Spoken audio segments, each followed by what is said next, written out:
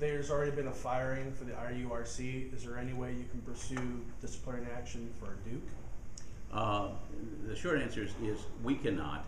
The Duke has pulled back its president, who was a former executive director of the IURC.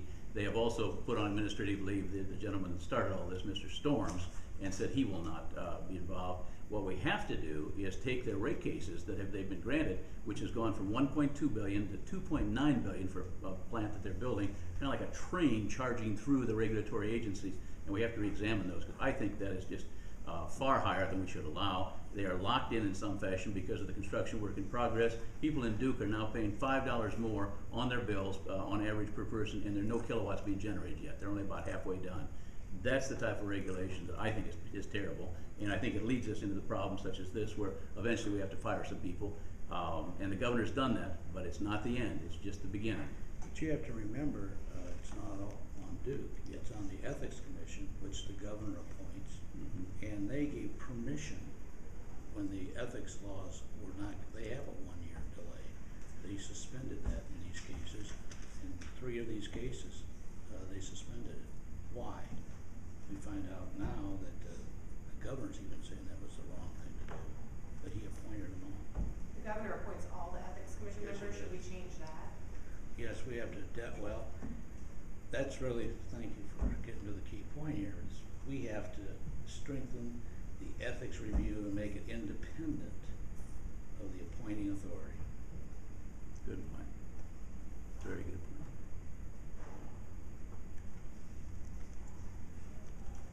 Other questions? Yes. Do you think the Bears are going to win this weekend? Well, it's kind of like the Cubs. I'm a diehard fan. So, I'm sorry, I thought we were dying. Okay. I wondered if you had any comments on Andy Miller's arrest in Indianapolis. Well, I think it's a personal tragedy, and it's it's just a shame. And I think that has to be handled. The governor needs to deal with that. Should he be removed?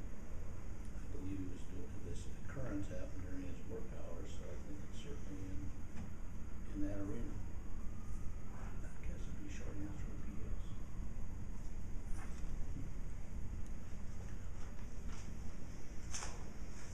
What about the U.S. attorney? Would that be an appropriate person to conduct an investigation? I think there very possibly is criminal activity here, but it's not just the U.S. attorney that could look at it. It could be that county prosecutor, even though he has his own troubles. But yeah, there's very possible criminal activity, but they'd have to investigate and look at it. I can't say that for sure. Absolutely, but it's worth an investigation. It's a very important question because this is an appointed prosecutor. There's nothing else, the Inspector General. There's nothing else like that in the state, and you're going to have him investigating his boss. This shouldn't be that way.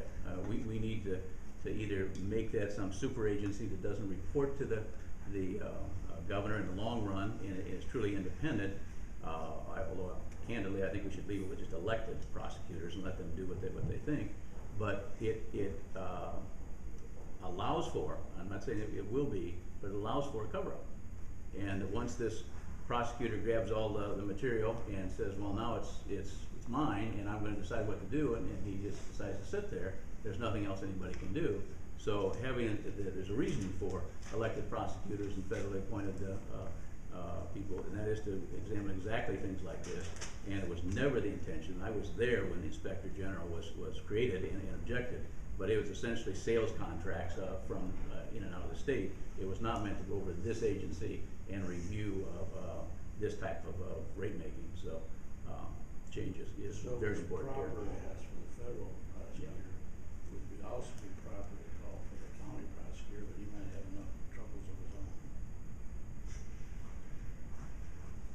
And that's another story in Indianapolis.